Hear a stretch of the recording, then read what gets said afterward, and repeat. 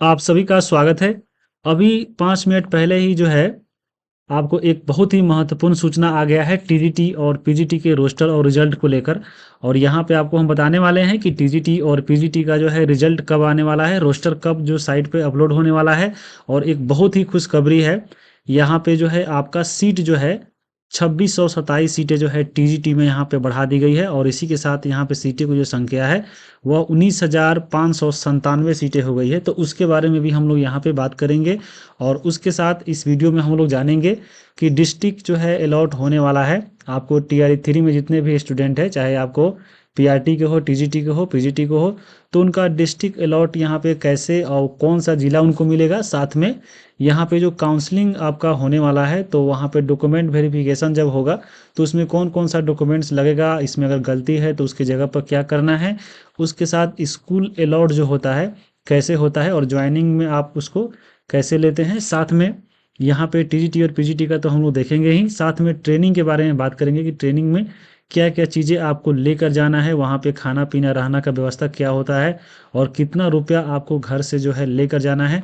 साथ में एक बहुत ही महत्वपूर्ण सूचना है कि सीटेट में यहाँ पे जो है 82 नंबर वालों को जो है यहाँ पे हटा दिया जा रहा है, साढ़े 82 नंबर होना चाहिए। तो यहाँ पे इसके बारे में बात करेंगे। तो चलिए हम वीडियो को शुरू करते हैं। सबसे पहले यहाँ पे जो आपका अभी जो है नोटिफिकेशन आया है ये वाला, यहाँ पे आप देख लीजिए टीआरई 3 के टीजीटी पीजीटी से बहुत ही जुड़ा हुआ खबर है। और ये जो है रोस्टर जो है अब ये जो है बीपीएससी ऑफिस में ये पहुंच गया है, तो बहुत इंपॉर्टेंट है। अब ये जब पहुंच गया है तो 2 से 3 दिन के अंदर जो है आपको बीपीएससी के जो ऑफिशियल वेबसाइट है उस पर अपलोड हो जाएगा, यानी 5 और 6 दिसंबर को। यानी आपको आज तो लगभग ये 3 दिसंबर हो ही गया, तो ये भी आपको जो है 5 से 6 को यानी परसों चौथा रोज के बीच में ये आपका रोस्टर वेबसाइट पे मिल जाएगा। और सबसे बड़ा यहाँ पे खुशखबरी ये है, क्योंकि ये 5-6 दिसंबर को अपलोड हो रहा है तो यहाँ पे 2 दिन का कम से कम समय लेगा आयोग, 2 से 3 दिन। तो मान लीजिए 6 के भी अपलोड करता है तो 9 या 8 को जो है आपका रिजल्ट जो है टीजीटी का देखने को मिल जाएगा। उसके साथ यहाँ पे टीजीटी के सीटों की जो है संख्या बढ़ गई है। पहले जो सीट था वह आपको 16,907 था, यहाँ पे गलत दिया गया है, 16,907 पहले सीट था। अब जो है यहाँ पे 2627 सीटें बढ़ाई गई है। इससे यह है यहाँ पे टोटल सीट अब टीजीटी में हो गया है 19,597।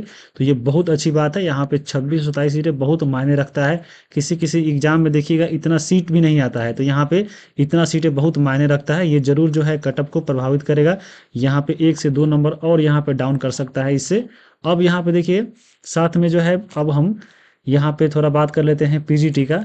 तो पीजीटी में देखा जाए, देखिए पीजीटी का जो भी है यहाँ पे इसका भी जो है देखिए पीजीटी का रोस्टर भी बहुत जल्द यहाँ पे भेजा जाएगा, अभी तक भेजा नहीं गया है। और 5 दिसंबर तक आयोग को जो है यहाँ पे रोस्टर मिल सकता है। और उसी के साथ यहाँ पे आप उसके बाद यानी 12 दिसंबर तक जो है हो सकता है पीजीटी का रिजल्ट भी यहाँ पे दे दिया जाएगा, क्योंकि आप सबको मालूम है कि 16 दिसंबर से जो है आपका यहाँ पे काउंसलिंग होने वाला है। तो कम से कम यहाँ पे आयोग जो है 1 सप्ताह का समय जरूर देगा आप लोगों को, कि जो भी यहाँ पे अपने दूसरे काम में लगे हैं या जो भी अदर स्टेट के हैं, चाहे दिल्ली से हैं कहीं से भी है, तो उनको आने के लिए टिकट वगैरह या बहुत कुछ काम रहता है तो वो सब कर ले। तो यहाँ पे हो सकता है 1 सप्ताह पहले यानी ये 11-12 तक जो है पक्का रिजल्ट यहाँ पे ये दे देगा। तो उसके साथ यहाँ पे अब यहाँ पे देखिए क्योंकि 65% मामला पे जो है ये मामला उल्टा था, तो यहाँ पे रोस्टर मिलने के बाद अब 50% आरक्षण यहाँ पे जो है रिजल्ट तैयार कर रहा है। और जैसे रिजल्ट हो जाएगा, क्योंकि आयोग को जब मिल गया है रोस्टर तो अपना काम करने में शुरू लग गया होगा, बाकी अपना जो है कल या परसों में आ जाएगा आपका रोस्टर। तो ये बहुत बड़ी खबर है आपको टीडीटी वालों के लिए। और आपको सबको मालूम है कि यहाँ पे जो है काउंसलिंग जब होगा तो काउंसलिंग का डेट जो है निकल गया है, आप सब जो देख लिए हैं। ये टीआरई 3 का 1 to 5 का यहाँ पे इतना लोग है, 6 to 8 का भी इतना लोग है। इसके अलावा यहाँ पे जो रखते हैं आपको टीआरई 3 में 19,500 यहाँ पे 57 सीट हो गया, लेकिन इसमें भी हो सकता है सीट अगर बीपीएससी बचा लेता है तो थोड़ा मोड़ा कम कर सकता है। 11th 12th का भी यहाँ पे आपका डाटा आ जाएगा। इन सबका जो है 16 से लेकर 20 दिसंबर तक ये जो है आपका डीबी होने वाला है। साथ में हेड टीचर और हेड मास्टर का जो है इनका भी 9 से 13 दिसंबर को होगा। साथ में सक्षमता वाले जो भी थे यहाँ पे उनका भी जो है यहाँ पे 23 से लेकर 31 दिसंबर तक होने वाला है। तो जब रोस्टर यहाँ पे आ जाएगा, सब कुछ क्लियर हो जाएगा, तो यहाँ पे जल्द ही काउंसलिंग होगा। और काउंसलिंग जब होगा इसमें क्या चीज़ें कैसे-कैसे होता है इसके बारे में हम बात करेंगे। सबसे पहले थोड़ा बात कर लेते हैं डिस्ट्रिक्ट एलोकेशन का। देखिए, अभी जो है पुराने वाले जो भी शिक्षक थे तो उनको देख रहे हैं कि अपने पंचायत के आस-पास में सबका जो है यहाँ पे डिस्ट्रिक्ट यहाँ पे अलॉट होने वाला है। तो जो भी टीआरई 3 में जो भी आपके स्टूडेंट है जो अभी इनका जो है डिस्ट्रिक्ट अलॉट होगा, तो यहाँ पे ज़्यादा चांस ये है कि आपका जो पहला चॉइस यहाँ पे आप दिए थे, वो मिलने का चांस है। किसी को भी है घर से, यानी जहाँ पे आपका घर है, जहाँ पे आप फॉर्म भरे हैं, तो होम से जो है आपको 100 किलोमीटर के अंदर ही जो है आपका यहाँ पे देने वाला है, तो ये बहुत अच्छी बात है। इसके बाद जब देखिए डिस्ट्रिक्ट अलॉट होगा और जिस डिस्ट्रिक्ट में आपका अलॉट होता है, उसी डिस्ट्रिक्ट में ही आपको जो है डॉक्यूमेंट वेरिफिकेशन के लिए बुलाया जाता है। और ये देखिए डॉक्यूमेंट वेरिफिकेशन के लिए हो सकता है, देखिए अब लड़का के ऊपर डिपेंड करता है कितना संख्या है।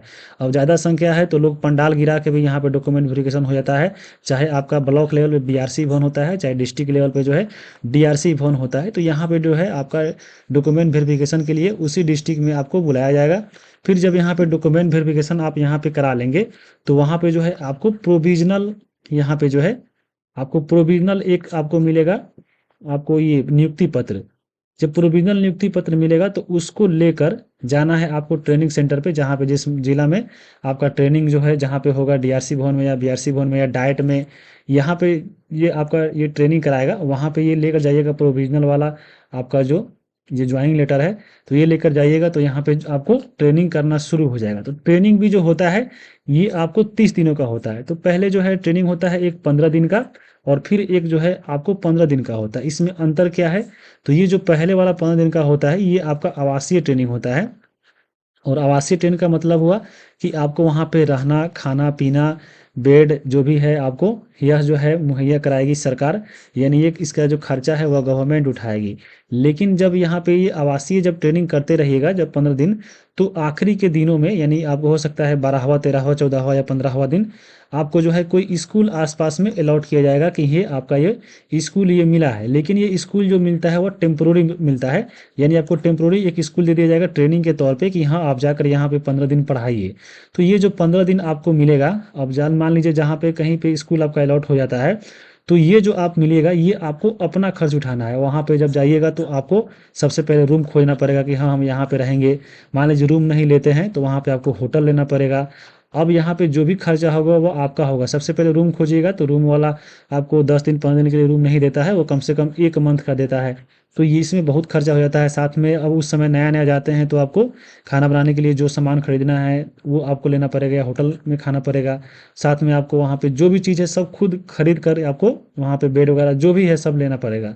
तो ये जो है खर्चा इसमें ज़्यादा हो जाता है। तो इसमें कम से कम आपको ये दोनों ट्रेनिंग में यानी आवासीय में, क्योंकि ट्रेनिंग का पैसा नहीं मिलता है बिहार सरकार ये टीचर वाला जॉब में, तो यहाँ पे कम से कम आप जो है 20,000 रुपया 15 से 20,000 रुपया आप लेकर जाइएगा। मान लीजिए आपका कोई साधन नहीं है फ़ोन पे का वहाँ पे रखने का, तो कैश लेके जाइएगा या बाद में है तो आप मंगाते रहिएगा, लेकिन पहले से जो है जुगाड़ करके रखिएगा। 15 से 20,000 रुपया आपको इस बीच में खर्च होगा, क्योंकि ठंडा का भी दिन है। तो ये सब चीज़ें आपको देख कर जाइएगा। अब देखिए यहाँ पे जब 15 दिन का जो आपका जो रूम वाला यानी आपको स्कूल वाला जो टेम्पोररी स्कूल मिला था कि हाँ यहाँ पढ़ाना है ट्रेनिंग के तौर पे, तो जब ये कराते रहिएगा इसी के बीच में जो है हो सकता है लास्ट में यानी 12वां 13वां 14वां 15वां दिन जो है आपको जो है यहाँ पे आपका जो है स्कूल अलॉटमेंट होगा फाइनल, यानी हाँ आप हो जाएगा कि हाँ आपको ये स्कूल हमेशा के लिए मिल गया है। अब स्कूल में जाके अपना यहाँ पे ज्वाइन करना है और जाके यहाँ पे पढ़ाना है, और तब से जाकर वहीं आपका स्कूल जहाँ के ज्वाइन करते हैं। तो मान लीजिए यहाँ पे पढ़ा रहे थे 14वां या 15वां दिन बोल दिया गया कि हाँ आपको स्कूल अलॉट हो गया है, अब यही स्कूल में आपको हमेशा के लिए जाकर ज्वाइन करना है और पढ़ाना है। तो जिस दिन जाकर वहाँ पे ज्वाइन कीजिएगा वहीं से आपका ज्वाइनिंग शुरू होगा और वहीं से आपका पैसा बनेगा। मान लीजिए आप महीना का जो है 20 तारीख को ज्वाइन करते हैं, क्योंकि अब ज्वाइनिंग चलेगा, तो मान लीजिए 20 जनवरी को आप मान लीजिए ज्वाइन करते हैं, तो 20 जनवरी से लेकर आपका 31 जनवरी तक जो भी पैसा हुआ, यानी आपको 11-12 दिन, तो 12 दिन का पैसा जो है सबसे पहली बार ये आपको मिलता है और यही आपका जो है पहला सैलरी होता है। ध्यान में रखिएगा, ये आपका पहला जो महीना होता है सैलरी का, इसी प्रकार से दिया जाता है। यानी मान लीजिए अगर पूरा मंथली आप काम नहीं करते हैं, यानी 20 दिन भी काम करते हैं उस महीना में, तो 20 दिन का मिलेगा। 25 दिन काम करते हैं तो 25 दिन, अगर 29 दिन काम करते हैं तो 29 दिन, या 5 दिन ही काम करते हैं यानी 25 से 30 के बीच में, तो ये 6 दिन का आपको पैसा मिलता है। और इस जो पैसा आपको मिलता है तो इसमें कोई भी जो है एनपीएस नहीं करता है, जितना का पैसा होता है वो आपको मिल जाता है। तो ये सैलरी पहला सैलरी होता है। और फिर उसके बाद जब शुरू से, जब महीना शुरू होगा 1 तारीख से, कोई भी महीना हो, जैसे फरवरी ही होगा 1 से 28 तक, तब उसमें आपका 1 महीना का सैलरी मिलेगा, उसमें एनपीएस भी कटेगा। तो इस प्रकार से जो है आपका पहला सैलरी मिलता है। इस पे हम बात करेंगे कि ज्वाइनिंग में कौन कौन सा दिक्कत आता है। तो सबसे पहले देखिए, आपको डेट तो बता ही दिए काउंसलिंग का। अब हम यहाँ पे बात करते हैं कि काउंसलिंग में जाइएगा तो आपको सबसे पहले देखिए आपको फाइल तैयार करना है। एक आपको 2 फाइल जो है लगेगा किसमें, तो आपको डॉक्यूमेंट वेरिफिकेशन जब जाइएगा वहाँ पे फाइल आपको कैसे लेना है, तो देखिए जो कूट वाला फाइल आता है, आप देखे होंगे ऐसे ऐसे कूट वाला होता है चारों तरफ से। और इसमें जो देखिए एक वो है ऐसे ढकने वाला होता है, चारों तरफ से इसको जो ढकने वाला होता है, तो वैसा वाला लीजिएगा ताकि उसमें से पेपर जो है नहीं गिरे, और उसमें से धागा निकल आता है, बांध दिया जाता है।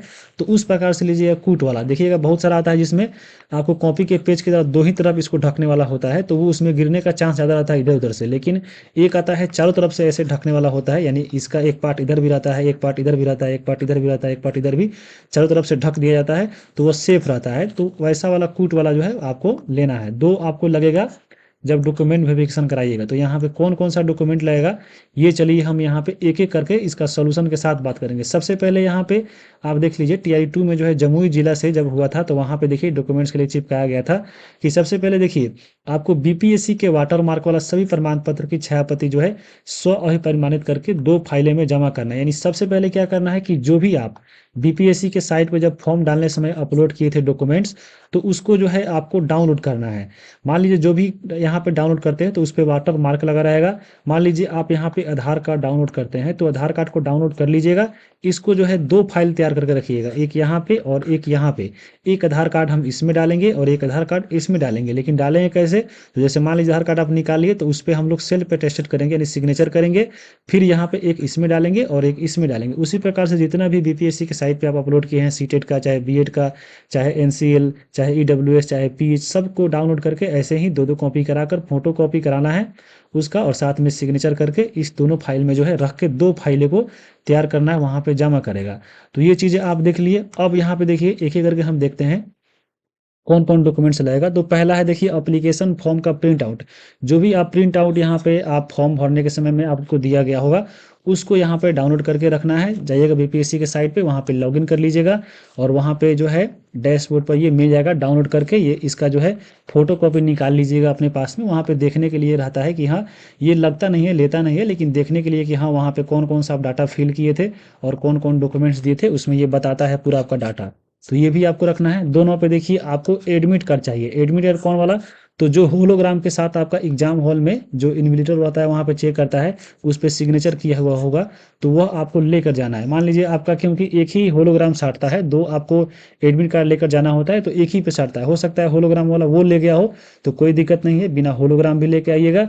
वहाँ पे बस यहाँ पे जो सिग्नेचर किया रहेगा कि हाँ आप उपस्थित थे, वो जो है इंपॉर्टेंट है, वो लेकर जाइएगा। मान लीजिए किसी के पास वो नहीं है, मान लीजिए अगर उपरोक्त एडमिट कार्ड अगर नहीं है, तो कारण सहित कि हाँ यहाँ पे मेरे साथ खो गया है चाहे, तो उसके साथ एक एफिडेविट बनवा लीजिएगा और उसमें मेंशन कर लीजिएगा कि हाँ ये मेरा जो है किसी कारण खो गया है, तो यहाँ पर आपको दिक्कत नहीं होगा। देखिए जो भी एफिडेविट बनाइएगा वह आपके निवास स्थल से, जो भी आपका तहसील हो चाहे कचहरी हो, वहाँ पे जाकर ये बनवा लीजिएगा। और जिस देखिए यहाँ पे जब बनवाइएगा एफिडेविट जो भी बनवाया जाता है, तो उसमें सबका एक अलग अलग फॉर्मेट आता है कि हाँ हम इस बारे में बनवाना है, ये बारे में बनवाना है, उस हिसाब से आपको मिल जाएगा फॉर्म। वहाँ पे फॉर्म डाल के दे दीजिएगा, वो आपको आसानी से बन जाता है। तो यहाँ पे मान लीजिए जिनके पास ओरिजिनल एडमिट कार्ड जो लेकर गए थे वो नहीं है, तो आपको एफिडेविट बनवा लीजिएगा, वहाँ पे दिक्कत नहीं होगा। तीसरा है देखिए आधार कार्ड और पैन कार्ड। देखिए आधार कार्ड बहुत मस्ट है, क्योंकि आधार कार्ड फॉर्म भरने के समय में लगाए गए थे आपके द्वारा। हो सकता है किन्हीं के द्वारा जो है पैन कार्ड भी लगा दिया गया था, इसमें जो है 200 रुपये एक्स्ट्रा देकर। तो यहाँ पे क्या करना है, क्योंकि आधार कार्ड इसलिए मस्ट है क्योंकि वहाँ पे जो है आपका आधार कार्ड से ही जो है वेरिफिकेशन होता है। क्योंकि आधार कार्ड ले जाइएगा तो जो भी उसमें आप मोबाइल नंबर दिए हैं, आपको मोबाइल नंबर लेकर जाना है। चाहे आपका मोबाइल नंबर किसी के नाम पर हो, आपके नाम पर हो, आपके घर में किसी भी सदस्य के नाम पे हो, बस मोबाइल नंबर रहना चाहिए। वहाँ पे जो है ओटीपी भेजा जाएगा, ओटीपी मिल जाने के पास आपको जो है वेरिफिकेशन आपको मिल जाएगा। तो रजिस्टर्ड जो भी मोबाइल नंबर है आधार कार्ड में वो आपको लेकर जाना है। चौथा देखिए यहाँ पे एडमिट कार्ड में लगाया गया जो पासपोर्ट साइज फोटो है, जो आप फॉर्म डाले थे उसमें दिए थे एडमिट कार्ड में फॉर्म, आप फॉर्म जब एडमिट कार्ड आप डाउनलोड किए होंगे तो वहाँ पे साइज आपको फोटो मांगा गया होगा। तो वो फोटो है तो बहुत अच्छा बात है, वहाँ से अपना एडमिट कार्ड पर फोटो जो है जो अपलोड है वो उसको जो है अपना फोटो निकाल लीजिएगा, कम से कम 20 पीस। आगे भी बहुत काम आएगा, वहाँ पे तो कम ही आएगा लेकिन आगे बहुत काम आएगा। तो यहाँ पे 20 फोटो कम से कम निकाल लीजिएगा। और मान लीजिए वह आपका फोटो खत्म हो गया है, नहीं है तो कोई बात नहीं है, अभी जो तत्काल में है आपका फोटो निकलवा लीजिएगा, हमेशा के लिए काम आते रहेगा। लेकिन एक ही फोटो रखिएगा, जो आप फोटो अभी अब दे दीजिएगा, कोशिश कीजिएगा कि आगे हम जो भी जहाँ पे दे रहे हैं एक ही फोटो रहे ताकि वो दिक्कत नहीं होता है। अब देखिए पांचवा यहाँ पे है कि 10th का मार्कशीट, साथ में जिसको डिग्री बोला जाता है, डिग्री सर्टिफिकेट होना चाहिए। यानी आपको जो मैट्रिक है, मैट्रिक का आपको मार्कशीट और यहाँ पे सर्टिफिकेट, ये जो है दोनों होना चाहिए। और जो भी इस पे देखिएगा मैट्रिक और इंटर के जो भी नाम दिया जाता है उसी के नाम से ही आपको मिलाया जाता है, आपको माता पिता का नाम खास करके यही देखा जाता है। देखिए क्या होता है कि देखिए किसी किसी के आधार कार्ड में या दूसरे जगह देखिएगा आपको फॉर्म में क्या होता है कि माता पिता के नाम में यहाँ पे फॉर्म भरने में गलती हो जाता है। लेकिन ये जो है आपका 10th का मार्कशीट, तो वहाँ पे अगर सही है तो कोई दिक्कत नहीं होता है। तो 10th का मार्कशीट और यहाँ पे डिग्री दोनों लेकर जाना है। यहाँ पे देखिए अगर 10th में जो है डॉक्यूमेंट के अनुसार अन्य कक्षाओं में डॉक्यूमेंट्स में देखिए नाम और पिता के नाम में अगर वहाँ पे एरर है तो इस संबंध में अपना जाकर एफिडेविट बनवा लीजिएगा, किन्हीं का 10th और 10th के मार्कशीट में या आपको सर्टिफिकेट में अगर गलत है तो। उसके बाद देखिए जो है 12th का भी मार्कशीट और सर्टिफिकेट यहाँ पे दोनों 10th की तरह ही वहाँ पे ले जाना होगा। उसके बाद ग्रेजुएशन की हम बात करते हैं। देखिए ग्रेजुएशन और पीजी में क्या है कि ग्रेजुएशन और पीजी में जो है मार्कशीट तो आपको होना ही चाहिए। मार्कशीट के अलावा उसके बाद अगर मान लीजिए आपके डिग्री सर्टिफिकेट तो ठीक है, और नहीं है तो प्रोविजनल होगा। तो इन दोनों में से कोई आपको होना चाहिए, जो आप फॉर्म में डाले हैं खास करके उन्हीं को ले जाइएगा, वहीं अच्छा रहेगा। ये तो आपका हो गया। बाकी आप जो भी फॉर्म में अपलोड किए हैं उसके साथ आपका ओरिजिनल कॉपी भी लेकर जाना है। वहाँ पे आपको मांगे कि हाँ देखने के लिए दिखाइए कि हाँ आपका है कि नहीं, तो वो आपको ध्यान में रखना है। उसके अलावा यहाँ पे देखिए बीएड डीएलएड की बात करते हैं। तो देखिए डीएलएड और बीएड का भी मार्कशीट और साथ में आपका डिग्री सर्टिफिकेट जो है लेकर जाना है। देखिए कोई कोई कॉलेज अभी भी है जो आपका मान लीजिए डिग्री सर्टिफिकेट नहीं दिया है तो वह प्रोविजनल दिया होगा, तो वहाँ पे आपको प्रोविजनल जो है कॉलेज से अपना ले लीजिएगा, वह जो है लेकर जरूर जाइएगा। अब हम बात करते हैं सीटेट एस्टेट का। देखिए ये जो सीटेट है, सीटेट पेपर 1 जो है आपको मालूम होगा किन के लिए होता है, पीआरटी के लिए। तो सीटेट पेपर 1 और 2 जो आपको जिन जो 6 to 8 वालों के लिए है, तो उनका जो है मार्कशीट और ये सर्टिफिकेट ये आपका दोनों चाहिए, और दोनों आपको डिजी लॉकर पे मिलेगा, वहाँ से जाकर डाउनलोड कर लीजिएगा और उसको लेकर जाइएगा। स्टेट पेपर की बात करें तो इसमें भी आपका पेपर 1 9 10th के लिए आता है, पेपर 2 पीजीटी के लिए। तो इसका भी मार्कशीट और सर्टिफिकेट दोनों जो है आपको ये जो है आप डीईओ ऑफिस से जो है आप ले लीजिएगा, नहीं लिए होंगे तो ये आपको जो भी आप बिहार के जिस जिला से है आप, तो उस जिला के मुख्यालय में आपको डीईओ ऑफिस में मिलेगा। बाकी जो भी आपके अदर स्टेट के स्टूडेंट है तो उनको जो है पटना का जो डीईओ ऑफिस है आपको राजेंद्र नगर जो है आपका वहाँ पे मोइनुलहक स्टेडियम के पास, वहाँ पे जाकर ले लीजिएगा, ये आसानी से मिल जाएगा। उसके बाद देखिए अब हम बात करते हैं यहाँ पे खाता का। तो खाता कोशिश कीजिएगा कि आपको एसबीआई का अकाउंट हो। एसबीआई में ये रहता है कि आपका पैसा जो है आसानी से जल्दी से आ जाता है, तो एसबीआई का अकाउंट है तो बहुत अच्छी बात है, नहीं है फिर भी हो जाता है काम। और यहाँ पे अगर दूसरे राज्य के भी है तो कोई दिक्कत नहीं है, बिहार में चाहिएगा तो अपने मन से खुलवा भी सकते हैं, या उसी अकाउंट में आपका पैसा जो है वहाँ पे आ जाएगा। तो ये बहुत इंपॉर्टेंट है। साथ में आपके पास पासबुक जो है एसबीआई का वो जरूर लेके आइएगा, या आपको चेकबुक होगा वो भी लेकर जाइएगा। तो और बाकी आपको पासबुक का जो फ्रंट पेज वाला जहाँ पे फोटो रहता है उसको भी आपका फोटो कॉपी करा कर ले जाइएगा, वहाँ पे आपका काम आता है, जिसपे पूरा डिटेल आपका वहाँ पे बैंक का दिया रहता है। उसके बाद यहाँ पे देखिए 14 नंबर है कि बीपीएससी वाटरमार्क जो भी डॉक्यूमेंट्स जो है आप अपलोड किए होंगे बीपीएससी के वेबसाइट पर, तो वहाँ पे आपको डाउनलोड कर लेना है, और उस पे आपका उस पे लोगो रहेगा, उसको डाउनलोड कर लेंगे। फिर वहाँ पे जो है क्या कीजिएगा, सिग्नेचर करके आप सेल्फ अटेस्टेड करके उसको रख लीजिएगा। उसके बाद मान लीजिए अगर फॉर्म भरने के समय में जो भी आपका डॉक्यूमेंट्स में गलत हुआ है, जो भी जानकारी अगर मान लीजिए वहाँ पे दिए थे, तो उसके संदर्भ में आप यहाँ पे एफिडेविट बनवा लीजिएगा। आपका जो ओरिजिनल डॉक्यूमेंट्स है उससे, और फॉर्म में जो गलती हुआ है उससे एफिडेविट बनवा लीजिएगा। आपका वहाँ पे काम कोई दिक्कत नहीं होगा। उसके बाद देखिए जो भी आरक्षित वर्ग है, तो आरक्षित तो केवल बिहार के निवासियों को ही मिलेगा। तो जैसे BC2 है, EBC है, EWS है, SC ST है, तो इन लोग को जो है आरक्षण मिलेगा। तो इनमें आरक्षण मिलता है डोमिसाइल यानी निवास पत्र को लेकर। तो ये आपको जो भी निवास पत्र आपके लिए है वो आप ज़रूर लेकर जाइएगा। उसके साथ यहाँ पे जो कास्ट सर्टिफिकेट है, इसमें जो है आपको आरक्षित है, जैसे ST ST है तो उसमें जो भी आपके डॉक्यूमेंट्स होंगे वो लेके जाइएगा। BC2 वाले और EBC जो भी होते हैं NC सर्टिफिकेट बनवाते हैं कास्ट सर्टिफिकेट के लिए, तो वो आपको लेकर जाना है। अब देखिए आपको इसमें भी ये भी होता है कि आपको मेरा साल भर अब ख़त्म हो गया है, साल भर से ज़्यादा हो गया, तो ऐसा बात नहीं है। जब आप फॉर्म डाले थे, जो आप उसमें अपलोड किए थे वहीं लेकर यहाँ पे जाना है। EWS वाले जो भी होंगे तो EWS सर्टिफिकेट जरूर लेके जाइएगा, तभी जो है आपको आरक्षण का यहाँ पे लाभ मिलेगा। उसके अलावा यहाँ पे देखिए 16 नंबर है दिव्यांगता सर्टिफिकेट, जो भी है PH कैंडिडेट, तो वो आपको जिस कैटेगरी में है उनका जो है यहाँ पे सर्टिफिकेट लेकर जाना है। जैसे मान लीजिए कोई व्यक्ति OH यहाँ पे मतलब PH जैसे हैंडीकैप है, तो उनको OH सर्टिफिकेट जो है लेकर जाइएगा, तब वहाँ पे आपका काम बनेगा। इसके अलावा यहाँ पे जो है आपको नाम के मात्रा में अगर मान लीजिए कोई त्रुटि आ गया है, या माता पिता के नाम में त्रुटि है, तो यहाँ पे कभी भी जो है किसी को जो है डॉक्यूमेंट्स के लिए नहीं रोका जाता है, डॉक्यूमेंट वेरिफिकेशन के लिए।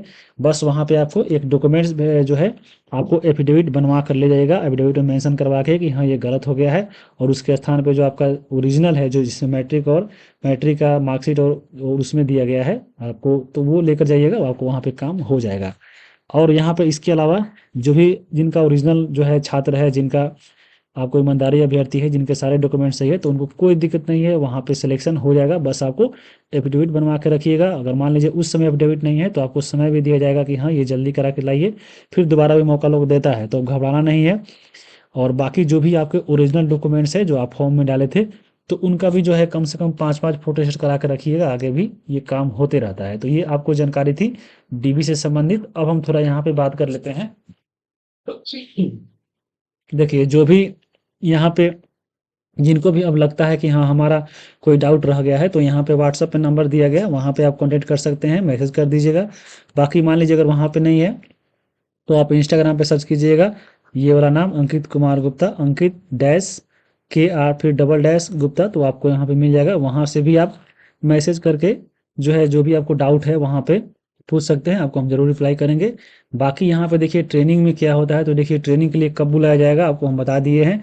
जैसे ही आपको जो 15 दिनों का जो आपका ये जो है स्कूल होता है, टेम्पोररी स्कूल जो मिलता है पढ़ाने के लिए, उसी के लास्ट में जो है आपको जो है यहाँ पे आपको स्कूल अलॉट होता है, यहाँ पे फाइनल स्कूल ये होता है। ट्रेनिंग के लिए तो आपको बुला लिया जाएगा जब आपका DB होगा। जैसे मान लीजिए जब भी आपका DB होता है, जैसे आपका DB होगा तो हो सकता है DB के कल होकर ही भेजा सकता है, या DB के 2 दिन के बाद भी भेजा सकता है। तो ट्रेनिंग के लिए उस दिन ही बुलाया जाता है। ट्रेनिंग कितने दिनों का होगा तो बता दिए हैं, 30 दिनों का ट्रेनिंग होता है, 15-15 दिनों का। ये आपका रेसिडेंशियल होता है, इसमें खर्च सरकार लेती है। बाकी ये 15 दिन टेम्प्रोरी स्कूल मिलता है, वहाँ पे पढ़ाना पड़ता है, और यहाँ खर्च आपको खुद उठाना पड़ेगा। स्कूल अलॉटमेंट कब होगा, तो जो आपको टेम्प्रोरी स्कूल में पढ़ा रहे थे यहाँ पे टेम्प्रोरी वाला, तो उसी में जो है आपको आखिरी में हो सकता है 12वां 13वां 14वां दिन आपको स्कूल अलॉट हो जाएगा, और उसी दिन जाकर आपको वहाँ पे ज्वाइन करना पड़ता है। और ज्वाइन करने के बाद आपका सैलरी शुरू हो जाता है। तो ट्रेनिंग की सैलरी जो है आपको नहीं मिलता है, क्योंकि ट्रेनिंग तो आपको यहीं पे समाप्त हो गया। जब स्कूल अलॉट हो जाएगा, ज्वाइन कर लीजिएगा, तब आपको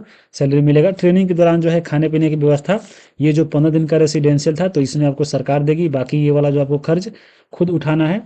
और एक रूम में कितने लोग रहेंगे, तो एक रूम हो सकता है, बड़ा रूम है तो 2-3-4 भी रह सकता है, कम से कम 2 आदमी रहता है। और इसमें जो गर्ल्स हॉस्टल अलग रहता है और बॉयज हॉस्टल अलग रहता है। जिनके पास मान लीजिए कोई छोटा बच्चा है, फैमिली मेम्बर, तो वो अपने साथ ले जा सकता है। उसके बाद देखिए ट्रेनिंग में जाइएगा तो खास करके ध्यान रखिएगा कि आपको लॉकर वाला कोई बैग या ऐसे बैग है तो ताला लेकर जरूर जाइएगा। जैसे सब कोई मान लीजिए योगा के लिए क्लास के लिए जाता है, चाहे क्लास के लिए, तो उस समय रूम में कोई नहीं रहता है, तो यहाँ पे ताला लगा कर जाइएगा। अपने सामान का सुरक्षा खुद वहाँ पे रखना पड़ेगा, तो कोशिश कीजिएगा कि लॉकर वाला ही बैग ले जाए। उसके बाद आपको बेडशीट मच्छरदानी जो है, यहाँ पे देखिए कहीं कहीं पे बेडशीट दिया जाता है और मच्छरदानी कहीं कहीं पे नहीं दिया जाता है। बाल्टी हमेशा सब पे रहता है, तो जिनको भी मच्छर काटता है तो जरूर लेके जाइएगा। बाकी ज्वाइनिंग लेटर कब मिलेगा तो आपको बता दिए हैं, जब यहाँ पे 15 दिन का ट्रेनिंग आखिरी वाला होता है स्कूल में, तो यहाँ पे आपको जो है फाइनल जॉइन लेटर लास्ट में मिल जाता है। और बीच में जो छुट्टी कब मिलेगा, देखिए छुट्टी जो है आपको बीच में नहीं मिलता है। ये जो आपका 15 दिन वाला टेम्पोररी जो आपका होता है, ये जो आपका ट्रेनिंग होता है स्कूल में, तो यहाँ पे जब भी जैसे संडे हो गया उसके बाद या कोई पर्व त्योहार बीच में आएगा तो उसमें छुट्टी हो जाएगा। और ठंडा के दिन है तो मान लीजिएगा ठंडा ठंडा बढ़ गया तो हो सकता है बीच में 1-2 दिन का छुट्टी आपको मिल जाएगा। बाकी यहाँ पे जब मान लीजिए डीवी करा लिए तो डीवी के बाद जब आप चाहते हैं ट्रेनिंग में तो हो सकता है इसके बीच में 1 से 2 दिन मिल जाए। फिर यहाँ पे जब ट्रेनिंग हो जाएगा वहाँ पे आपका यहाँ पे ट्रेनिंग जब मान लीजिए 15 दिन का ट्रेनिंग आपका जब रेसिडेंशियल वाला हो जाएगा और स्कूल अलॉट होगा तो इसके बीच में भी हो सकता है 1-2 दिन मिल जाए। बाकी यहाँ पे ये जो 15 दिन का आप जो कर लेंगे टेम्पोररी स्कूल वाला, और फाइनल आपका स्कूल जब अलॉट होगा जब वहाँ पे जाइएगा ज्वाइन करने, तो इसके बीच में जो है 2-3 दिन का छुट्टी आपको मिल सकता है। तो यही इसमें छुट्टी भी इस प्रकार से मिलता है। बाकी यही जानकारी देना था। बाकी अब हम बात कर लेते हैं सीटेट और एस्टेट के बारे में। उससे पहले यहाँ पे आपको चैनल के बारे में यहाँ पे दिया गया था, तो जो भी आप मान लीजिए कोई डाउट है तो आपको हम बता दिए हैं कैसे। यहाँ पे कोई डाउट है तो यहाँ पे टेलीग्राम ज्वाइन कर सकते हैं, जहाँ पे नोटिफिकेशन मिल जाएगा। उसके बाद व्हाट्सअप इस नंबर पे ज्वाइन कर सकते हैं। बाकी आपको इंस्टाग्राम पे मैसेज करना है, कुछ पूछना है तो आपको जाकर यहाँ से भी पूछ सकते हैं। बाकी यहाँ पे अब देखिए जो है नंबर, यहाँ पे सीटेट एस्टेट की बात कर लेते हैं, कितना नंबर आपको चाहिए। तो देखिए ये एस्टेट वाला है, एस्टेट 2024 में देखिए न्यूनतम वर्ग दिया गया है। तो जो भी सामान्य वर्ग में व्यक्ति आते हैं, चाहे पुरुष हो या पुरुष, खास करके पुरुष, तो जो भी सामान्य वर्ग के पुरुष है उनको यहाँ पे 50% यहाँ पे नंबर चाहिए। जो पिछड़ा वर्ग है यानी आपको बीसी वर्ग है तो उनको जो है 45.5%, ईबीसी है तो 42.5%। उसके बाद अनुसूचित जाति यानी जनजाति यानी एससी और एसटी, साथ में आपको पीएच कैंडिडेट और साथ में जो है महिला यानी वुमेन, इन सब के लिए जो है आपको 40% यानी आपको नंबर चाहिए आपको एस्टेट में। लेकिन यहाँ पे सीटेट में बात करें तो देखिए अभी जो है मधेपुरा से यहाँ पे जो है कुछ लोगों को हटाया गया है जिनका यहाँ पे 82 नंबर था। यानी इनके अनुसार जो है कम से कम 82.5 होना चाहिए, तभी यहाँ पे आप ज्वाइन कर सकते हैं। और यहाँ पे देखिए लिखा गया है कि देखिए पिछड़ा वर्ग यानी आपको बीसी और अत्यंत पिछड़ा वर्ग यानी आपको ईबीसी एवं सामान्य कोटि की महिला यानी यू आर फीमेल उम्मीदवारों को जो है सीटेट उत्तीर्ण करने के लिए 55%, यहाँ पे इन लोगों को जो है 55% नंबर यहाँ पे रखा गया है कि कम से कम चाहिए। यानी आपको 82.5 नंबर चाहिए।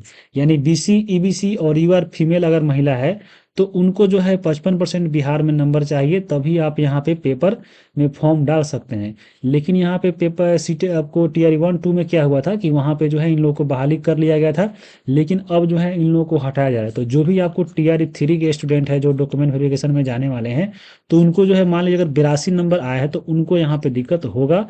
अब क्योंकि यहाँ पे आप देख रहे हैं कि कम से कम आपको 82.5 अंक जो है न्यूनतम चाहिए। 82.5 अंक है तो ठीक है, या ऊपर से उसके ऊपर है तो और अच्छी बात है, यानी इतना कम से कम चाहिए। तो ये आपको अभी मधेपुरा में ही जिनका 82 नंबर था और वो आपको बीसी, ईबीसी या यूआर फीमेल थे तो उनको यहाँ पे हटाया जा रहा है।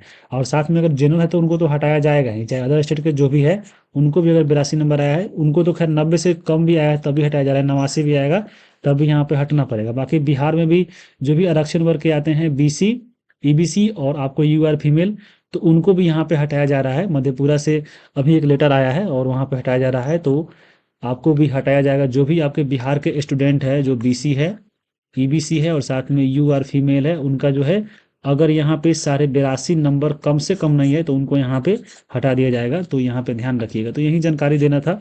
बाकी हम मिलते हैं अगले वीडियो में। वीडियो देखने के लिए आप सभी को बहुत बहुत धन्यवाद।